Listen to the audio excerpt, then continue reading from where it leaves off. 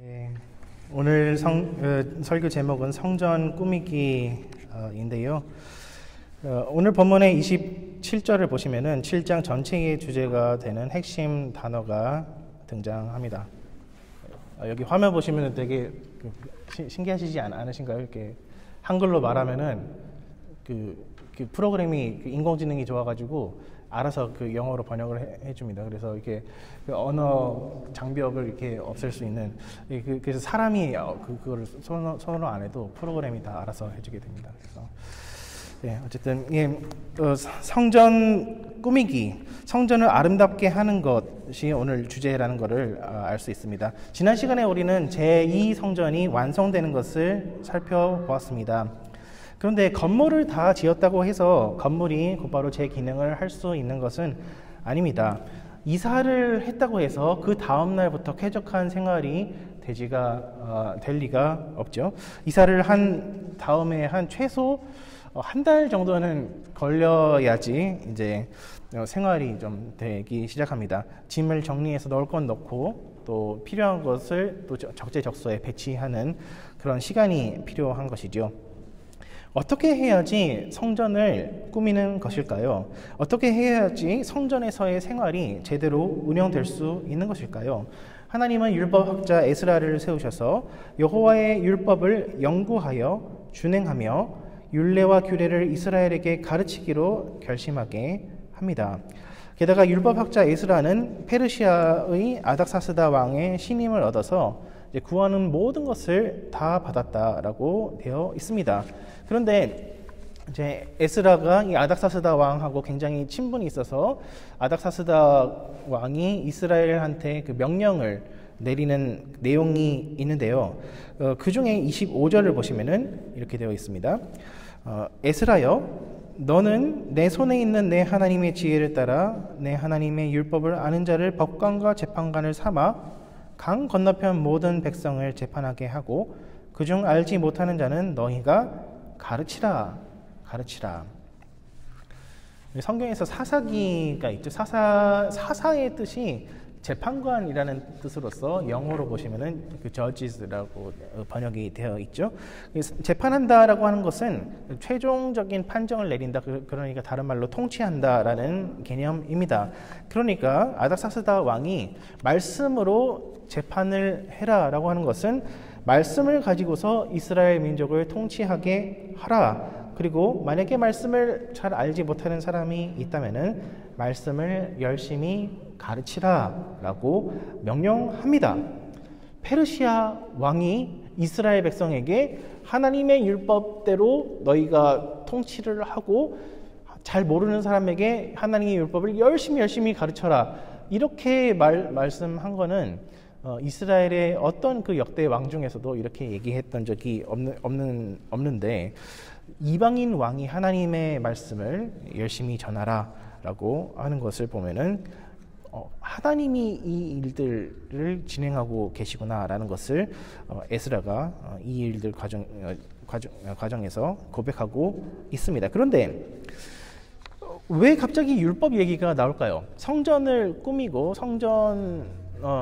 이스라엘에서의 어떤 생활을 조직하는 데 있어서 율법 얘기, 하나님의 말씀 얘기가 갑자기 왜 나올까요?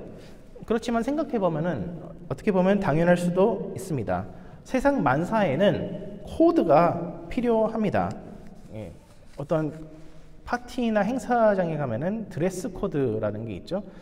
옷차림을 어떻게 해야 하는지 알려주는 행동 수칙입니다.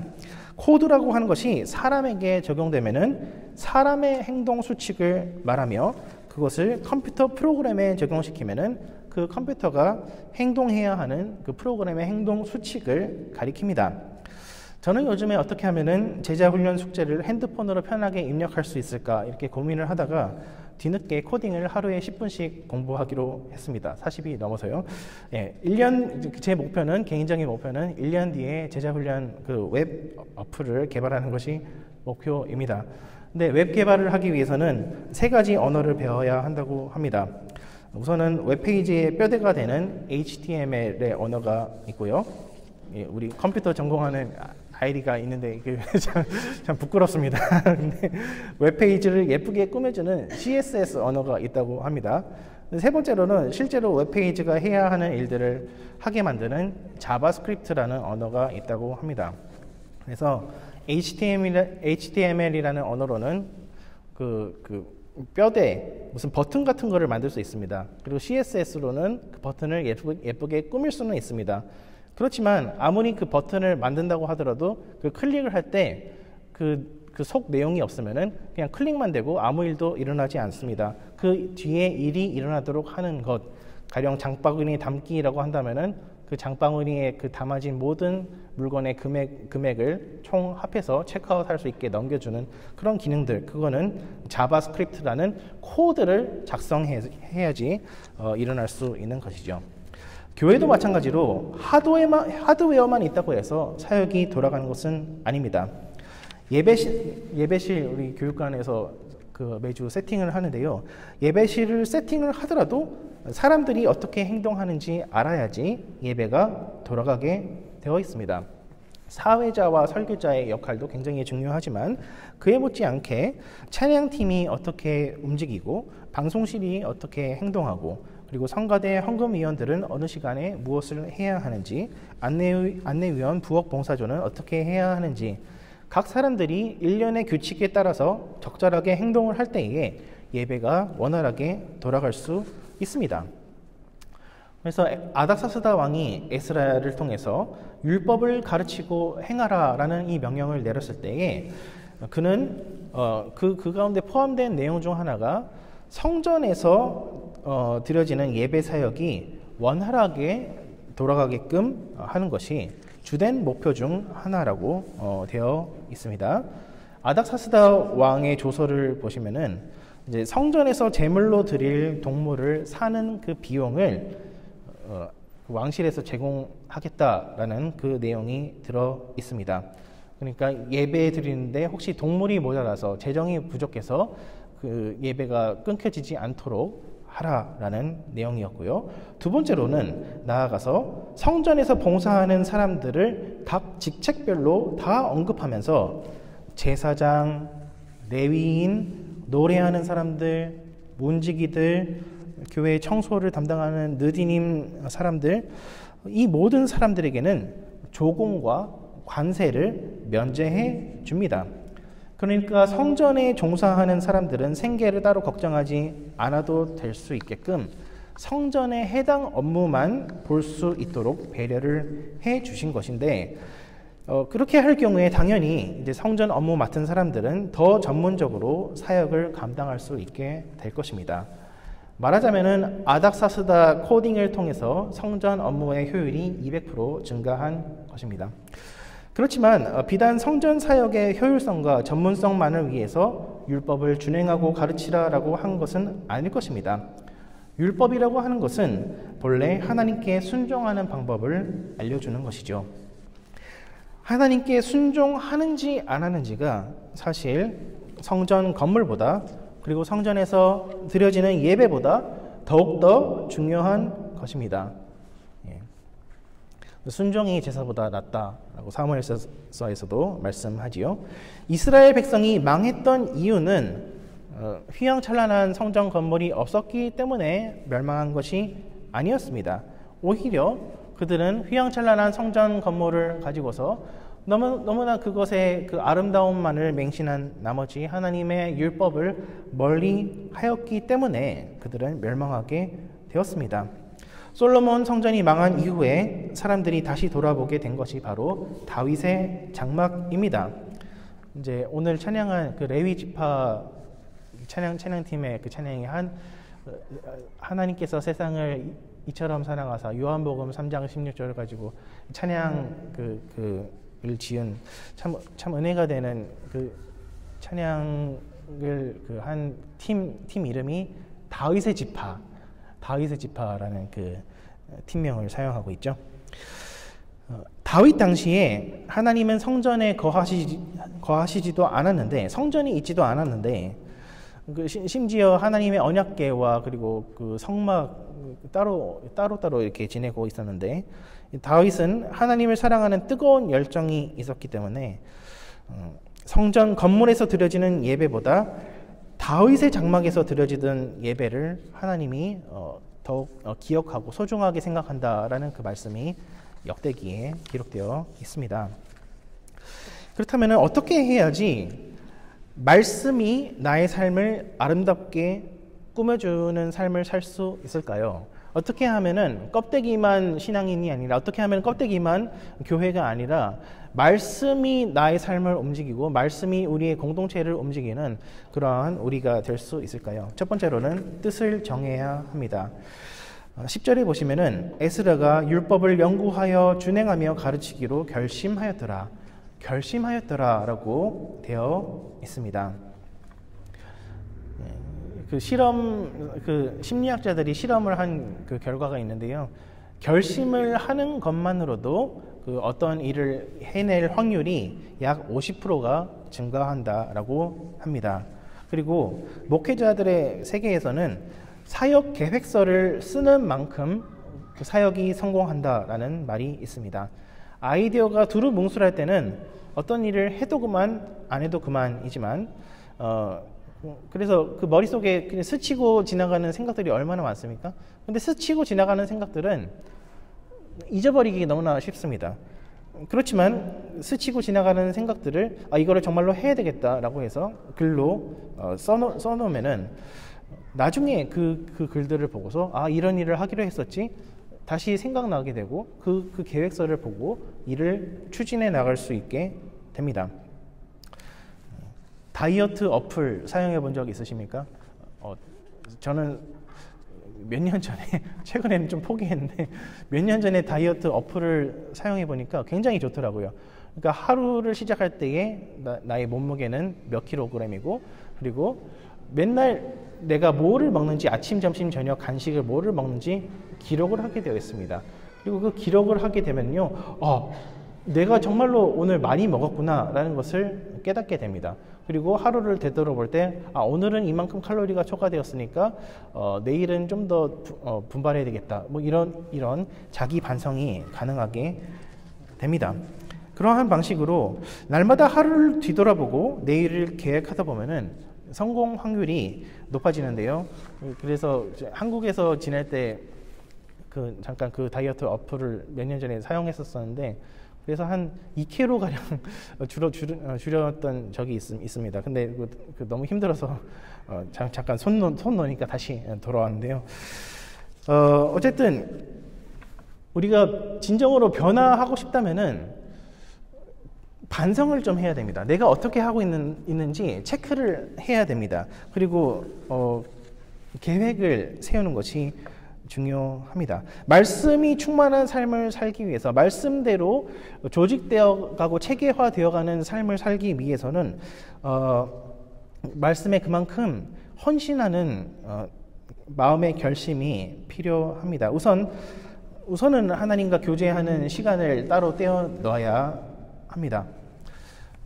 하나님 사랑하는 마음이 너무나 크기 때문에 하나님 말씀을 사랑하는 마음이 너무 큽니다라고 고백을 하면서 하나님의 말씀을 개인적으로 탐독하는 시간을 따로 떼어놓지 않는다고 한다면은 그것은 거짓말하는 것이거나 또는 하나님의 말씀을 그만큼 사랑하지 않는다라고 하는 증거일 것입니다.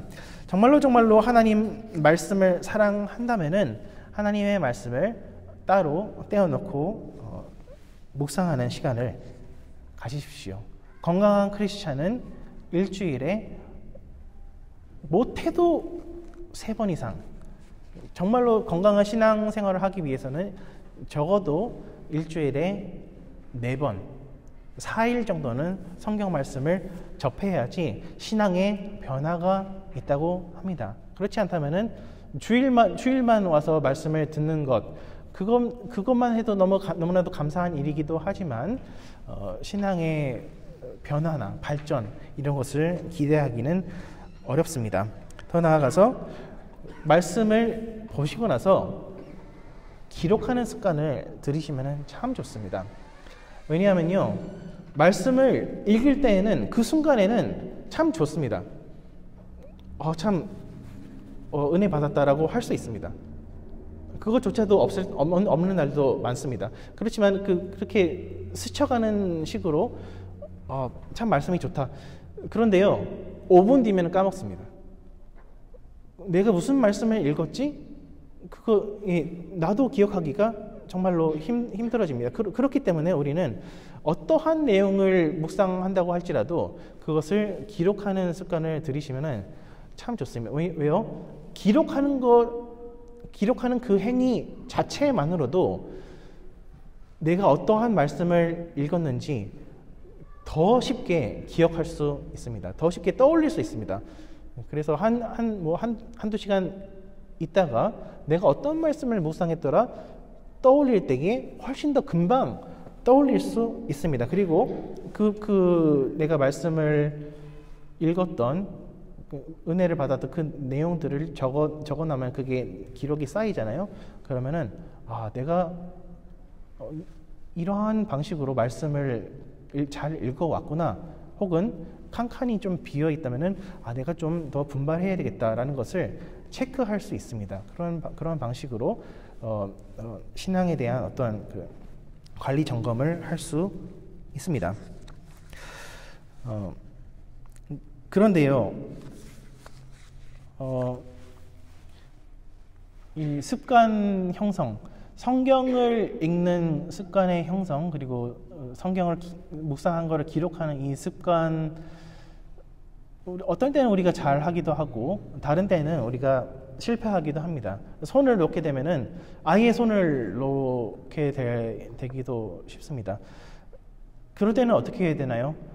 여러 번 시도했지만 말씀 읽는 거랑 저랑 별로 안 맞는 것 같아요, 목사님. 이렇게 얘기하실 수도 있습니다. 그렇지만요, 우리가 언제라도 다시 한번 시작할 수 있는 것은 하나님께서 우리를 계획적이고 체계적으로 사랑하시기 때문에 우리는 언제든지 다시 시작할 수 있습니다. 28절에 에스라가 고백하기를 자기가 권세자들에게 호의를 받게 된 것은 하나님의 은혜 때문에 이렇게 그 권세자들의 호의를 받게 되었다라고 고백하는데, 이 은혜라는 단어의 히브리어가 바로 헤세드입니다. 헤세드는 말씀드렸지만 약속을 따른 사랑을 헤세드라고 합니다. 거지한테 길 가다가 마음이 동해서 한 번 샌드위치 주는 거는 좋은 일이지만 헤세드라고 하지는 않는 것이, 그냥 마음이 그때그때 동할 때마다만 도와주는 것이기 때문에, 그러나 매달 당신을 정기적으로 후원하겠습니다, 약속을 정해놓고 도와주는 것은 헤세드의 사랑이라고 합니다. 하나님께서 헤세드의 사랑으로 에스라와 이스라엘 민족을 돌보시고 계시기 때문에 에스라가 아닥사스다 왕의 호의를 입어서 2차 포로 귀환을 주도할 수 있었다라고 고백하고 있습니다. 에스라가 먼저 하나님의 말씀을 연구하고 준행할 결심을 해서 이스라엘이 부흥을 경험한 것이 아니라 하나님의 열심이 조직적이고 체계적이기 때문에 에스라를 말씀의 사람으로 형성하시고 그 에스라를 통해서 포로 귀환이 이루어지도록 이끌어 주신 것입니다. 두 번째로, 말씀으로 체계화된 삶을 살기 위해서, 말씀이 나의 삶을 아름답게 꾸며주기 위해서는 두 번째로 연구하고 실행해야 합니다. 연구하고 실행해야 되는데요, 연구하다라는 히브리어 혹은 아람어는 여기서 다라시로, 본래는 무엇인가를 찾다 혹은 추구하다, 뭐뭐를 간절히 바라다라는 의미를 가지고 있습니다. 이거를 연구하다라는 의미랑 어떻게 연결되냐면은 무엇인가를 샅샅이 조사하다라는 의미에서 이제 연구하다라는 의미까지 가지게 되는 거죠. 뭔가를 샅샅이 뒤지기 위해서는 그 물건을 간절히 원하는 마음이 있어야 돼. 내 친구한테 받은 생일 선물이 있는데 어디에 뒀는지 모르겠어. 그 생긴 선물을 반드시 내가 찾아야 돼라고 할 때 정말 간절히 찾게 되는 그 마음이 생기잖아요.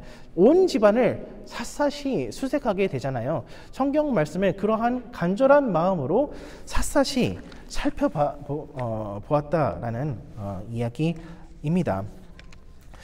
이렇게 간절함이 있을 때는 단지 성경을 읽고 신선 노름을 하려고 하는 것이 아니라 어떤 지적 유희를 즐기려고 하는 것이 아니라 성경을 읽고 내가 좀 살아야 되겠다, 내가 좀 숨통이 트여야 되겠다라고 마음을 먹은 사람들만이 이러한 간절한 마음으로 성경을 샅샅이 뒤질 수가 있습니다. 그러한 마음을 가질 때에는 연구와 실천, 성경 말씀을 읽는 것과 그대로 사는 것이 분리가 될 리가 없습니다.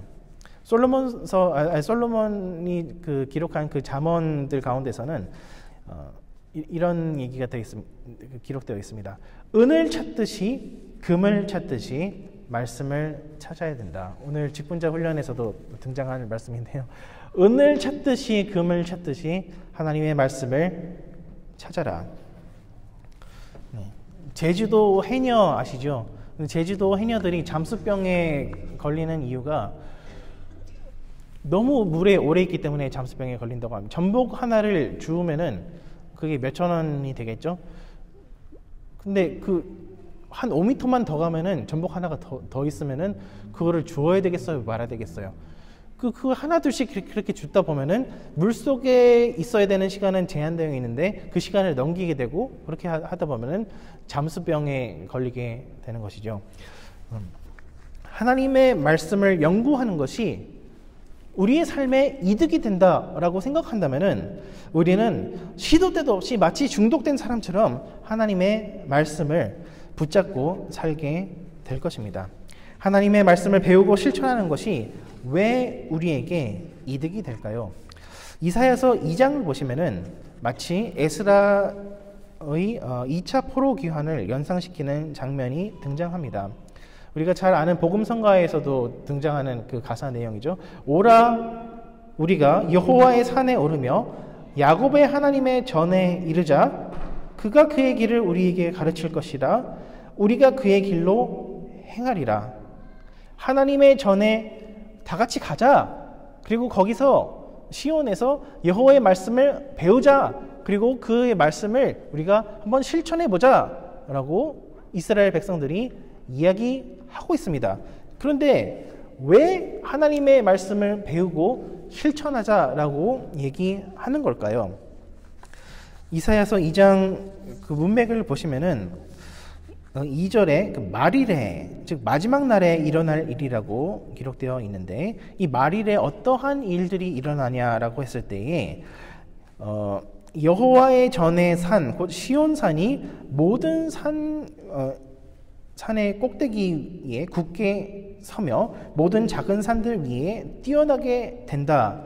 즉 시온이 이스라엘이 높임을 받게 되는 일이 일어난다. 이스라엘이 높임을 받게 되는 일이 첫째로는 일어나는데 동시에 6절을 보시면은 주께서 주의 백성 야곱 족속을 버리셨음은 그들에게 동방 풍속이 가득하며 그들이 블레셋 사람들 같이 점을 치며 이방인과 더불어 손을 잡아 언약하였습니다 라고 이스라엘의 죄를 지적하고 있습니다. 그러니까 이스라엘을 높이는 동시에 낮추는 이 말씀이 함께 들어있는 것입니다. 우리가요, 우리의 힘으로 말씀을 실천할 때에만 성공할 수 있다. 하루도 빠짐없이 큐티하고 성경 읽고 우리의 기도에 공을 쌓아서 그러한 방식으로 우리의 노력을 통해서만 우리가 복을 받을 수 있다. 우리의 인생이 행복할 수 있다라고 한다면은 죄송하지만 성공할 수 있는 사람은 아무도 없습니다. 왜요? 모든 사람의 그 공로에는 한계가 있고, 모든 사람의 노력에는 한계가 있기 때문입니다. 그러나 만약에 우리에게 복을 주시는 것이 하나님의 선택에 달려 있다면, 하나님의 은혜에 달려 있다면은 우리가 비록 실패할지라도 하나님은 우리를 반드시 행복하게 만들어 주실 것입니다. 그렇기 때문에 이 복음의 말씀은 실패 가능성이 우리에게 없다라는 것을 알려줍니다. 하나님의 말씀을 진심으로 믿는 사람들, 예수 그리스도의 십자가 복음을 마음속으로 영접한 사람들에게는 인생의 실패 가능성이 몇 %다? 0%다라고 하는 것입니다. 얼마나 가슴이 뜨거워지는 말씀입니까? 그렇다면 이 복음의 말씀, 실패의 가능성이 0%인 이 복음의 말씀을 붙잡아야 되겠습니까? 붙잡지 말아야 되겠습니까? 당연히 이 복음의 말씀을 붙잡아야 하는 것입니다. 그런데 이 복음의 말씀이란 우리에게 죄를 선포하는 동시에, 우리가 죄인이라는 것을 지적하는 동시에, 우리를 낮추는 동시에 우리를 높입니다. 어디서요? 바로 여호와의 성전에서 흘러나오는, 시온에서 흘러나오는 그 율법의 말씀을 통해서, 혹은 예수 그리스도의 입에서 나오는 그 생명의 그 복음의 말씀을 통해서 우리가 높아진다라는 것을 약속하고 있습니다. 그렇기 때문에 복음의 그 말씀을 붙잡는 것, 복음의 말씀을 더욱더 깊이 깨닫고 그 말씀에 따라서 나의 인생을 조율하는 것은 반드시 성공을 가져다 준다. 100% 수익을 보장한다라고 하는 것입니다. 마지막으로 말씀이 나와 교회 공동체의 삶을 아름답게 꾸며주기 위해서는 우리는 말씀을 가르치는 사람들이 되어야 합니다. 한 사람도 예외 없이 우리 모두는 말씀을 가르치는 사람들이 되어야 합니다. 어떤 분들은 이렇게 생각할 수도 있습니다. 목사님, 제가 뭘 알아야 가르치지요? 저는 에스라처럼 율법에 정통한 학자가 아닙니다. 그렇지만 오히려 반대로 우리는 에스라를 통해서 오히려 위로를 받을 수 있습니다. 에스라는 어떻게 보면은 율법 학자로서의 정통성이 떨어지는 인물이었습니다. 뭐라고요? 에스라 우리 읽은 그 말씀에 보면은 7장 1절부터 보시면은 아론의 16대 손이라고 당당하게 기록되어 있는데 맞습니다. 에스라는 혈통적으로는 아론의 자손이었습니다. 그러나 결정적으로 그에게 흠결이 있었는데 그는 1차 포로 귀환자가 아니었던 것입니다. 물론 성전이 완공되고 난 뒤에 에스라가 2차 포로 귀환을 하기까지는 58년, 거의 60년이라는 시간 갭이 있습니다. 거의 두 세대의 시간이 차이가 있는 것이죠. 에스라는 성전이 완공될 때 거기 있지 않았습니다. 그렇지만 분명한 것은 에스라의 부모님 그리고 에스라의 조부모님은 1차 기한 때 오지 않았습니다. 바벨론에서 있던 자기의 생업을 버리고 포기하고 여호와의 성전 짓는 일에 자기의 인생을 올인하지 않았습니다. 에스라는 그러한 어떻게 보면 평범한 소시민적인 크리스찬 가정 혹은 그 유대교 가정에 태어난 인물이라고 할 수 있습니다. 그러나 오히려 그렇기 때문에 우리는 소망을 얻을 수 있습니다. 왜요? 에스라는 그저 평범한 교회 주일학교를 다녔는데 거기서 은혜를 받은 것입니다. 평범한 아무렇지도 별 볼 일 없는 것 같은 교회를 다니고 거기서 교육을 받았는데 거기서 하나님의 말씀이 에스라에게 임했던 것입니다. 거기서 듣는 설교 말씀들, 별 보잘것 없는 것 같은 그 설교 말씀들을 들을 때에 그는 하나님을 만나고 살아계신 하나님을 체험한 것입니다. 그래서 이 하나님의 말씀을 내가 진심으로 정말 일평생을 다해서 연구하고 가르쳐야 되겠다라는 결심이 예루살렘에서가 아니라 바벨론 주일학교에서 거기서 생겨났던 것입니다. 이것은 희망입니다. 이것은 복음입니다. 왜요? 아무리 보잘것없는 것 같은 공동체라고 할지라도, 아무리 연약해 보이는 강단이라고 할지라도, 주일학교라고 할지라도 하나님이 쓰시고자 하신다면은, 하나님이 쓰실 결단만 하신다면은 누구든지 말씀을 통해서 변화되고 누구든지 말씀의 사람이 될 수 있고 누구든지 정말로 우리가 상상하지도 못했던 그 말씀의 열매들, 복음의 열매들을 맺어낼 수 있다라는 것입니다. 에스라는요, 겸손한 사람이었습니다. 예. 자기의 세대는 아무것도 아닌 세대, 아무것도 안 한 세대였지만 하나님이 말씀에 임하시면은 새로운 부흥의 세대가 일어날 수 있다라는 그러한 믿음을 가진 사람이었습니다. 그리고 겸손한 사람만이 다른 사람을 가르칠 수 있습니다. 교육학에서는요, 지식의 저주라는 것이 있습니다. 지식의 저주가 뭐냐면요, 어떤 사람이 어떤 지식을 알게 되면요, 그 지식을 몰랐던 때를 상상하기가 어렵다라고 하는 것입니다. 여러분, 2 더하기 2가 4라는 사실이 너무나 쉽고 당연한 일이죠. 나아가서 2 곱하기 2도 4라는 것이 너무나 쉽고 당연한 얘기인데 3살짜리한테 한번 물어보십시오. 2 더하기 2가 뭔지 아니? 정말로 그 수학에 관심이 있는 친구라면은 4라고 똑똑하게 대답할 수 있을 거예요. 근데 2 곱하기 2가 뭔지 아니라고 물어본다면은 모르겠는데요 라고 할 것입니다. 세상 모든 지식이라고 하는 것은 우리가 몰랐던 지식입니다. 아무리 우리의 머릿속에 있는 지식이라고 할지라도 그 모든 지식을 태어날 때부터 가지고 태어난 사람은 없습니다.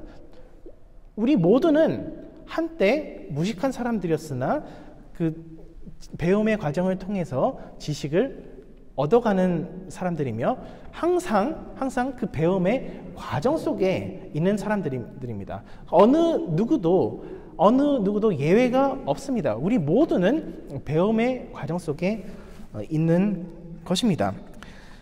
이렇게 자기도 배움이 필요한 사람이라는 것을 우리가 인정할 때 비로소 다른 사람들을 가르칠 수 있게 됩니다. 어린아이 3살짜리한테 너 왜 2 더하기 2가 4라는 것도 몰라? 너 왜 이렇게 누구 닮아서 머리가 이렇게 나쁜 거야?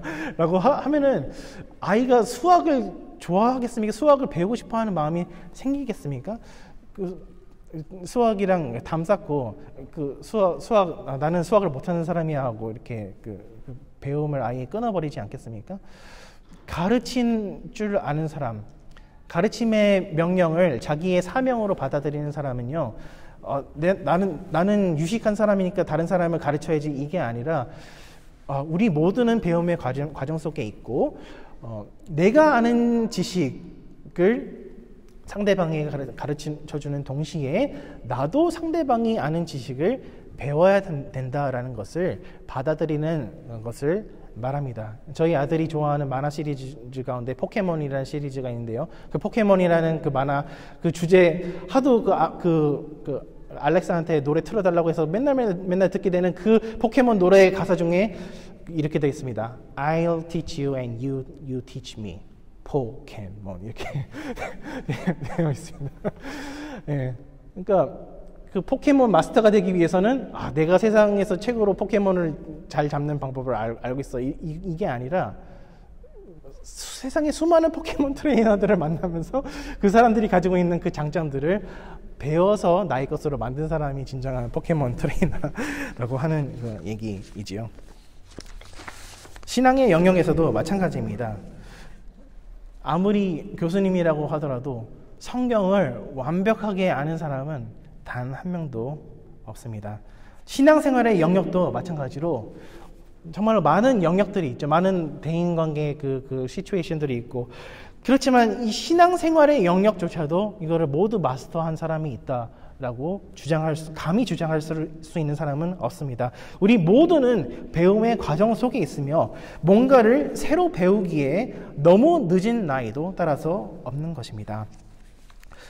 가르치라라는 사명을 자기의 것으로 삼다는 것은 그러므로 배우고 가르치는 일을 계속해서 해나가겠다라는 이 일입니다. 나 같은 사람이 무슨 말씀을 가르치겠습니까? 라고 묻는다면은, 그리고 가르치는 일을 포기하신다면은 그것은 말씀 지식을 마치 엘리트들이나 가지고 있는 엘리트들의 전유물이라고 생각하는 것이며 그 엘리트들은 태어날 때부터 아무런 노력 없이 지식을 갖고 태어난다라고 생각하는 것입니다. 저는 말씀을 배우는 것이 귀찮고 필요 없습니다라고 만약에 생각하신다면은 모든 말씀 교육이 쓸모없다라고 여기는 것이며 나는 말씀이 없이도 충분히 잘 살아갈 수 있습니다라고 의스대는 것입니다. 혹은 이전에 성경 공부를 너무 많이 하셔서 나는 이제 이미 말씀에 대해서 충분히 배웠습니다라고 생각하신다면은 그렇게 생각할 경우에 다른 사람들이 가지고 있는 성경 지식에 대해서 우리는 평가절하하게 될 것이며 내가 더 많이 아니까 너는 무조건 배워라고 얘기할 것입니다. 그렇게 할 때에 우리는 전혀 말씀 교육, 가르침을 베풀 수 있는 사람이 되지는 못하는 것입니다. 만일 하나님의 말씀이 진정으로 내 삶의 행동 수칙으로서 기능하고 있다면 우리는 매일매일 생활 속에서 하나님의 사랑과 은혜를 발견하게 될 것이며 다른 사람들에게 우리가 배운 그 하나님의 은혜, 우리가 경험한 하나님의 은혜를 나누려고 할 것입니다. 또한 반대로 다른 사람들도 하나님의 말씀을 통해서 어떠한 은혜 체험을 했는지 듣고 싶어 할 것입니다. 말씀을 맺겠습니다. 인터넷 홈페이지에 버튼이 있다고 해서 다 같은 버튼이 아닙니다. 그 버튼 뒤에 유효한 코드가 있어야지만 살아있는 버튼입니다. 마찬가지로 신앙의 모양을 가지고 있다고 해서 모두가 좋은 신앙인은 아닙니다. 교회 건물이 있다고 해서 사역이 돌아간다고 해서 무조건 다 살아있는 교회는 아닙니다. 우리 교회가 뜻을 정하고 말씀을 연구하며 준행하며 가르칠 때에 우리 신앙생활의 뼈대 위에 능력 있는 삶이 나올 것이며 교회 건물 안에서 드려지는 사역 속에 새 생명의 열매들이 맺어질 수 있을 것입니다. 말씀을 사모하며 준행하며 가르치는 저와 여러분 되시기를 축원합니다. 기도하겠습니다.